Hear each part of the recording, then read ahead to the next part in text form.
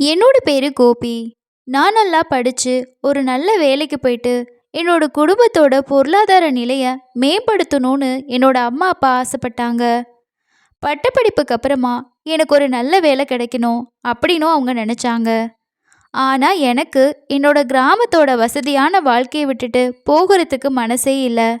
நான் கிராமத்துல ஒரு பால் பண்ணையில வேலை செஞ்சு மாசம் ஒரு 8,000 ரூபாய் சம்பாதிச்சேன். இது என்னோட அப்பா அம்மாவோட எதிர்பார்ப்பை விட ரொம்பவே கம்மியாக தான் இருந்துச்சு. காலம் போக போக என்னோட நண்பர்கள் வேலை தேடி நகரத்துக்கு போக ஆரம்பிச்சப்போ நானும் அதை பற்றி யோசிக்க ஆரம்பித்தேன். ஆனால் நகரத்துக்கு போயிட்டு என்ன செய்யறதுன்னு எனக்கு தெரியல. என்னோட அப்பா என்னோட பிரச்சனைக்கு ஒரு தீர்வு கண்டுபிடிச்சாரு. நீ பிரதாப் கிட்ட போயிட்டு உன்னோட படித்த சர்டிஃபிகேட் எல்லாம் அவன்கிட்ட காட்டு, அவன் உனக்கு நல்ல கம்பெனியில் வேலை வாங்கி தருவாருன்னு சொன்னார். அப்பா உடனே பிரதாப் அண்ணனுக்கு ஃபோன் பண்ணி எல்லா ஏற்பாடுகளையும் செஞ்சாரு. பிரதாப் அண்ணனோ என்னை கூப்பிட்டாரு. 2 நாட்களில் நான் நகரத்துக்கு போக எல்லா ஏற்பாடுகளையும் செஞ்சேன். பிரதாப் அண்ணாவும் ஒரு நல்ல வேலையில் இருந்தார். அவர் தன்னோட மனைவியோட நகரத்தில் ஒரு அழகான வீடு கட்டியிருந்தாரு. அவங்களோட வாழ்க்கை முறையை பார்த்தப்போ எனக்கு கொஞ்சம் பொறாமையாக தான் இருந்தது. எனக்கு இப்போ கிராமத்துக்கு திரும்ப போக விருப்பமே இல்லை. அண்ணாவை மாதிரி நம்மளும் இந்த நகரத்தில் செட்டில் ஆகணுன்ற ஆசை எனக்கு வந்துடுச்சு. பிரதாப் அண்ணா என்னோட டாக்குமெண்ட்ஸ் எல்லாம் பார்த்துட்டு எனக்கு ஒரு கம்பெனியில் வேலை வாங்கி கொடுத்தாரு. இப்படியே என்னோட புதிய வாழ்க்கை ஆரம்பமாச்சு. நான் டிகிரி படிக்கிற வரைக்கும் நல்லா தான் படிச்சிருந்தேன். அதனால எனக்கு ஆரம்பத்திலேயே 30,000 சம்பளத்தில் வேலை கிடச்சிது. நானும் அண்ணனோட வீட்டில் இலவசமாக இருக்க விரும்பலை. ஏன்னா நகரத்தில் இருக்கிறது சுலபம் இல்லைன்னு எனக்கு தெரியும். நான் அவங்களோட வீட்டுக்கு வந்து 2 நாள் தான் ஆகியிருந்துச்சு. அதுக்குள்ளே வீட்டில் 1 லிட்டர் பால் அதிகமாக இருந்துச்சு. நகரத்தில் புதிய உறுப்பினர்கள் சேர்ந்தா செலவு தானாகவே அதிகமாகும்னு நான் கண்கூடாவே பார்த்தேன். அன்னை பேசிக்கிட்டே நகரத்தோட வாழ்க்கை எவ்வளவு விலை உயர்ந்ததுன்னு எனக்கு சொல்லிக்கிட்டு இருந்தாரு. எனக்கு வேலை கிடைச்சதும் நான் அண்ணன்கிட்ட, அண்ணா, நான் உங்களுக்கு ஒவ்வொரு மாதமும் 5,000 ரூபாய் கொடுத்துட்றேன் தங்குறதுக்குன்னு சொன்னேன். முதல்ல அவர் வேண்டான்னு சொன்னார். ஆனால் நான் திரும்ப திரும்ப கேட்டப்போ அவர் பணம் வாங்க சரின்னு சொல்லிட்டாரு. அண்ணி நான் வந்தப்போ என்னை சந்தோஷமாக வரவேற்றாங்க. நாங்கள் இருக்கிறதுல அன்னிக்கு எந்த பிரச்சனையுமே இல்லை. அண்ணி பார்க்க ரொம்பவே அழகாக இருந்தாங்க.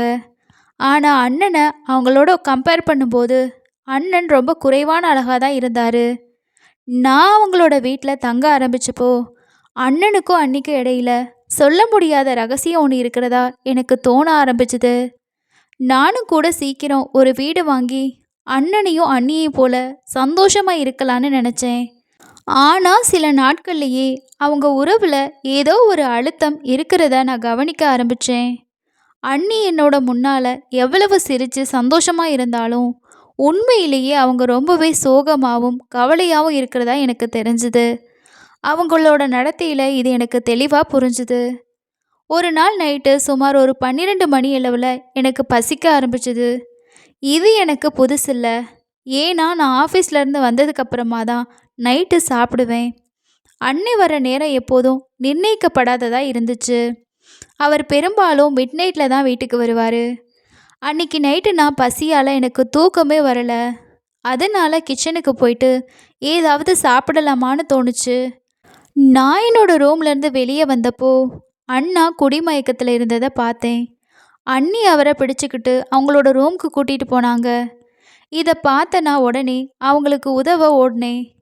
அண்ணனை அவங்களோட ரூமில் விட்டதுக்கப்புறமா நான் கிச்சனில் ஏதாவது சாப்பிட இருக்கான்னு தேடிக்கிட்டு இருந்தேன். அப்போ திடீர்னு அண்ணி அங்கே வந்தாங்க. சிரிச்சுக்கிட்டே, கோபி, நீ சமையலறையில் என்ன தேடிட்டுருக்கன்னு கேட்டாங்க. அண்ணி, எனக்கு பசியாக இருந்துச்சு. அதை சொல்ல எனக்கு வெக்கமாக இருந்ததுனால ஒன்றும் இல்லை, தண்ணி குடிக்க வந்தேன்னு போய் சொன்னேன். அதுக்கு அவங்க சிரிச்சுக்கிட்டே, தண்ணி கிளாஸ் உன் முன்னாடியே இருக்கே, கண்டிப்பாக நீ வேறு எதையோ தான் தேடிட்டுருக்க, இதில் வெக்கப்படுறதுக்கு என்ன இருக்குன்னு கேட்டாங்க. அவங்களோட இந்த கேள்விக்கு நான் கொஞ்சம் வெக்கப்பட்டேன். மெதுவாக உண்மையை, எனக்கு ரொம்ப பசிக்குது அண்ணின்னு சொன்னேன். அண்ணி சிரிச்சுக்கிட்டே, அவ்வளவுதானே, இதில் வெக்கப்படுறதுக்கு என்ன இருக்குன்னு சொல்லி உடனே ஃப்ரிட்ஜில் இருந்து மீதம் இருக்கக்கூடிய உணவை எடுத்து உட்காரு, நான் சூடு பண்ணுறேன்னு சொன்னாங்க. கொஞ்ச நேரத்தில் அவங்க என்னை சாப்பிடவும் கூப்பிட்டாங்க. நான் சாப்பிட்டுட்டு இருக்கும்போது எனக்கு எதிரில் உட்காந்துருந்த அண்ணியை பார்த்து இயல்பாக கேட்டேன், அண்ணி நீங்கள் சாப்பிட்டீங்களான்னு. அப்போ அவங்க சில நொடிகள் தயங்கினாங்க. அதுக்கப்புறமா ஒரு சின்ன சிரிப்போட, நான் உங்கள் அண்ணனுக்காக காத்துட்ருந்தேன், ஆனால் அவர் முன்னாடியே வயிறு ரொம்ப சாப்பிட்ருக்காரு, இப்போ நீங்கள் சாப்பிட்றத பார்த்தா எனக்கு வயிறு நிறைஞ்சிடுச்சுன்னு சொன்னாங்க. அண்ணி வீட்டில் எல்லா வேலையுமே ரொம்பவே கஷ்டப்பட்டு செஞ்சுட்டு இருந்தாங்க. வீட்டில் எந்த பெண்ணும் இப்படி சாப்பிடாம இருப்பது எனக்கு பிடிக்காது. அதனால நான் அவங்க முன்னாடி உணவை பரிமாறினேன். என்னோட கையால் அவங்களுக்கு ஊட்டவும் முயற்சி செஞ்சேன். முதல்ல அவங்க தயங்குனாங்க. ஆனால் அதுக்கப்புறமா என்னோட பக்கம் கவனித்து பார்த்தாங்க. மெதுவாக என்னோட கையால் சாப்பிடவும் ஆரம்பித்தாங்க. சாப்பிட்டு முடித்ததும் நான் என்னோட முகத்தில் தண்ணீர் தெளிச்சுக்கிட்டேன். அப்போ அண்ணி என்னை பார்த்தாங்க. ஒரு சின்ன குறும்புத்தனமான சிரிப்போட தன் முகத்தில் கை வச்சாங்க. ஒருவேளை அவங்க தன்னோட முகத்துக்கும் தண்ணீர் தெளித்து சொல்லியிருக்கலாம். அவங்களோட கையில் சாப்பாட்டு தட்டு இருந்துச்சு. அவங்க என்கிட்ட இருந்து கொஞ்சம் உதவியை எதிர்பார்க்குறாங்கன்னு எனக்கு தெளிவாக புரிஞ்சுது. நான் அதிகமாக எதையுமே யோசிக்கலை. அவங்களோட முகத்தில் மெதுவாக தண்ணீரால் கழுவுனேன். அதுக்கப்புறம் என்னோட கர்ச்சீஃபை அவங்களோட முகத்தை தொடச்சேன். என்னோட இந்த உதவியை அவங்க ரொம்பவே பாராட்டினாங்க. என்னை பார்த்து அவங்க சிரித்தாங்க. நானும் சிரிச்சுக்கிட்டே குட் நைட்னு சொல்லிட்டு தூங்க என்னோட ரூமுக்கு போயிட்டேன். ஏன்னா காலையில் ஆஃபீஸ் போக வேண்டியிருந்துச்சு. மறுநாள் காலையில் அண்ணி மற்ற நாட்களை போலவே உணவை தயார் செஞ்சுருந்தாங்க. அவங்க என்னோட முன்னாடி இருந்த ஒவ்வொரு சின்ன சின்ன வேலையிலையும் உதவி செஞ்சுட்டு இருந்தாங்க. ஒரு ஞாயிற்றுக்கிழமை அண்ணன் வீட்டில் ஒரு சின்ன பார்ட்டி ஏற்பாடு பண்ணியிருந்தாரு. இந்த பார்ட்டி எனக்காகவும் அன்னிக்காகவும் மட்டும்தான். அண்ணன் என்ன அவங்களோட அறைக்கு கூப்பிட்டாரு. அங்கே ஏற்கனவே 2 கிளாஸ் வச்சுருந்தாரு. இதை பார்த்து நான் கொஞ்சம் ஆச்சரியப்பட்டேன். ஏன்னா நான் இதுக்கு முன்னாடி எப்போவுமே ட்ரிங்க்ஸ் பண்ணதே இல்லை. ஃப்ரெண்ட்ஸோடு கூட நான் எப்போவுமே இது போன்ற விஷயங்கள்லேருந்து விலகி தான் இருந்தேன். ஆனால் அண்ணன்கிட்ட வேணான்னு சொன்னேன். கொஞ்சம் கஷ்டமாக இருந்தது. அண்ணன் எனக்கு ரொம்ப உதவி செஞ்சுருக்காரு. அதனால் நான் அவரை கஷ்டப்படுத்த விரும்பவே இல்லை. நானும் அவரோட உட்காந்துருந்தேன். ஆனால் என்னோட பார்வை கதவை நோக்கியே இருந்துச்சு. அங்கேருந்து அண்ணி எட்டி பார்த்துக்கிட்டே இருந்தாங்க. அண்ணி குடிக்கக்கூடாதுன்னு சைகை செஞ்சாங்க. நானும் தலையாட்டிட்டு அவரை சமாதானப்படுத்த முயற்சி செஞ்சேன். ஆனால் அண்ணா என்னை கட்டாயப்படுத்தி என்னோட கையில் கிளாஸை கொடுத்தாரு. நானும் பேருக்கு மட்டும் கிளாஸை வாயில் வச்சேன். கொஞ்ச நேரத்தில் அண்ணன் குடிச்சிட்டு மயக்கத்தில் இருந்தார். அதுக்கப்புறம் நான் சில பொருட்களை எடுத்துக்கிட்டு கிச்சனுக்கு போக ஆரம்பித்தேன். நான் வேலை செய்கிறத பார்த்த அண்ணி என்னை தடுத்துட்டு மீதம் இருக்க பொருட்களை அவங்களே கொண்டு வர போனாங்க. அவங்க சமையலறைக்கு போனதும் அவங்க கையில் இருந்த கண்ணாடி டம்ளர் கீழே விழுந்து உடஞ்சிடுச்சு. அதிலிருந்து ஒரு சின்ன துண்டு அவங்களோட காலில் குத்திடுச்சு. அவங்க வலியால் துடிக்கிறத பார்த்தேன்னா உடனே அவங்களுக்கு உதவுறதுக்காக ஓடுனேன். அவங்களால சரியாக நடக்கக்கூட முடியலை. எனக்கு வேறு வழி இல்லை. நான் அவங்களுக்கு உதவுனேன். அண்ணியால் நடக்க முடியாததால் நான் அவங்கள தூக்கிக்கிட்டேன். அண்ணனும் தன்னோட அறையில் கட்டிலில் ஆழ்ந்த உறக்கத்தில் இருந்தார். அதனால் நான் அண்ணியை என்னோட ரூமுக்கு கூட்டிகிட்டு போயிட்டு கொஞ்சம் ஓய்வு எடுக்கலான்னு நினச்சேன். அங்கே போனதும் நான் அவங்கள கட்டிலில் உட்கார வச்சேன். அவங்க காலில் குத்தியிருந்த கண்ணாடி துண்டை ரொம்பவே கவனமாக எடுத்தேன்.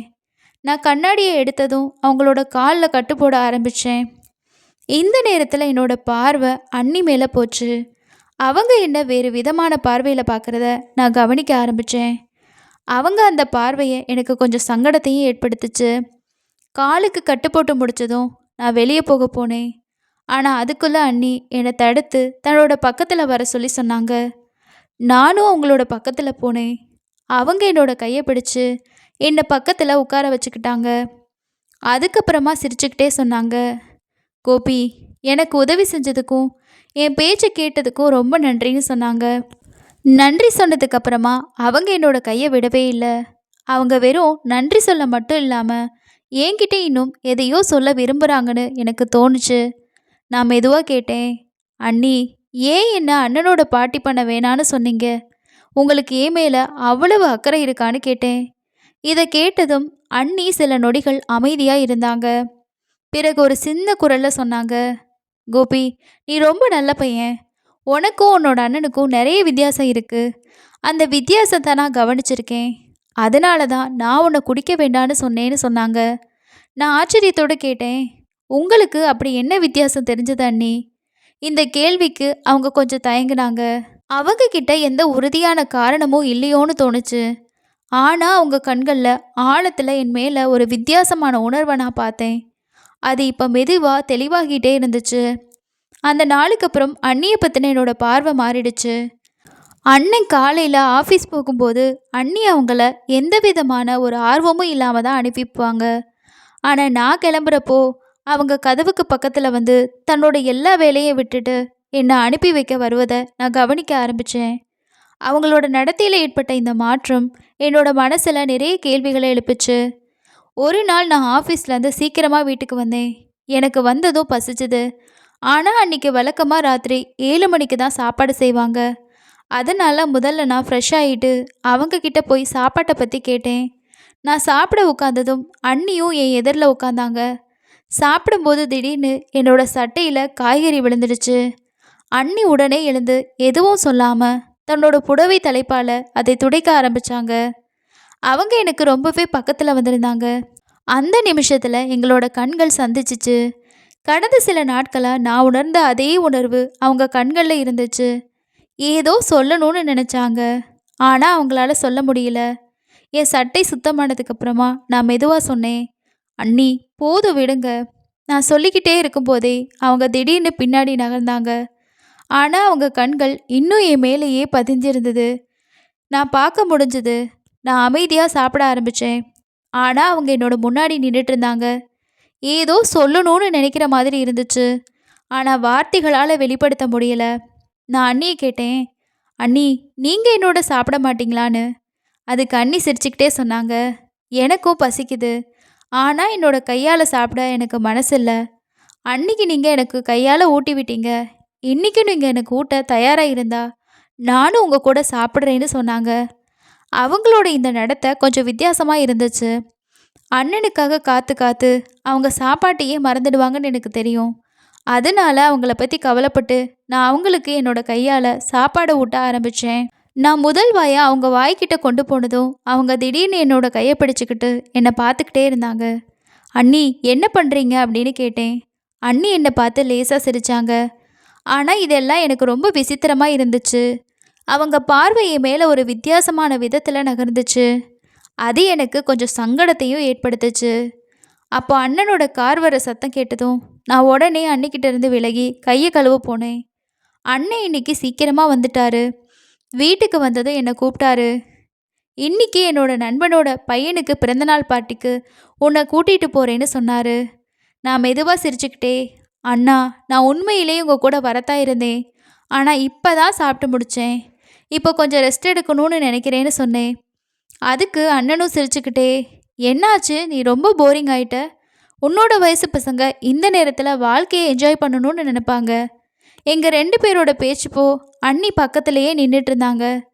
அண்ணனோட பேச்சை கேட்டு அண்ணி திடீர்னு கோவமா, எல்லா ஆண்களும் உங்களை மாதிரியே இருக்க மாட்டாங்க, கோபிக்கு உங்களோட கெட்ட பழக்க வழக்கங்களை கற்றுக் கொடுக்காதீங்க, இல்லைன்னா அவனோட பொண்டாட்டி என்ன மாதிரி வருத்தப்படுவான்னு சொன்னாங்க. அண்ணியோட கடுமையான வார்த்தைகளை கேட்டதும் அண்ணனோட முகம் கோவத்தில் சிவந்துச்சு.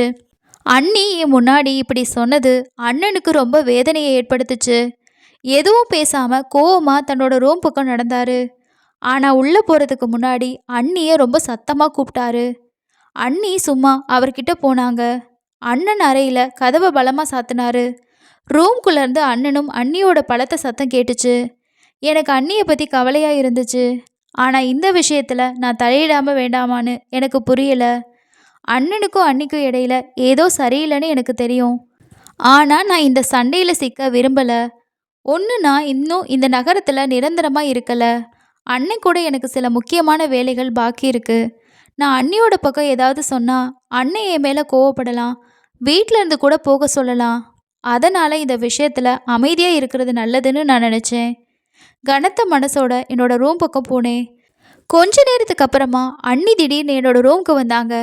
என்னோட பக்கத்தில் வந்து படுத்துக்கிட்டாங்க. அவங்க என்னோட ரூமுக்கு வந்து படுத்தது ரூமோட வெளிச்சத்தில் எனக்கு தெரிஞ்சுது. அந்த நேரத்தில் நான் எதுவுமே சொல்லலை. ஆனால் திடீர்னு அவங்க என்னோட கையை பிடிச்சிக்கிட்டாங்க. அவங்க என்னோட பக்கத்தில் வந்தப்போ நான் கொஞ்சம் திடுக்கிட்டேன். ஆனால் திடீர்னு அண்ணியோட அழுகு சத்தம் கேட்டதும் நான் கொஞ்சம் பதட்டமாகிட்டேன். உடனே எழும்பி ரூமோட லைட்டை ஆன் பண்ணி அண்ணியை பார்த்து எழும்பி உட்காந்தேன். நான் எழுந்ததும் அண்ணியும் எழும்பி உட்காந்தாங்க. ஆனால் இப்போ என்னோட தோளில் தலையை வச்சுட்டாங்க. நான் அவங்கக்கிட்ட கேட்டேன், "அண்ணி, நீங்க ஏன் அழுகுறீங்க? நீங்க என்கிட்ட எதையாவது சொல்லணும்னு நினைச்சா தெளிவா சொல்லுங்க. இப்படி என்னோட ரூமுக்கு வர வேண்டிய அவசியம் இல்ல. ஏன்னா அண்ணனும் வீட்ல தான் இருக்காரு. அவரு உங்கள இந்த நிலைமையில பார்த்தா வேற மாதிரி அர்த்தமா நினச்சுக்குவாரு.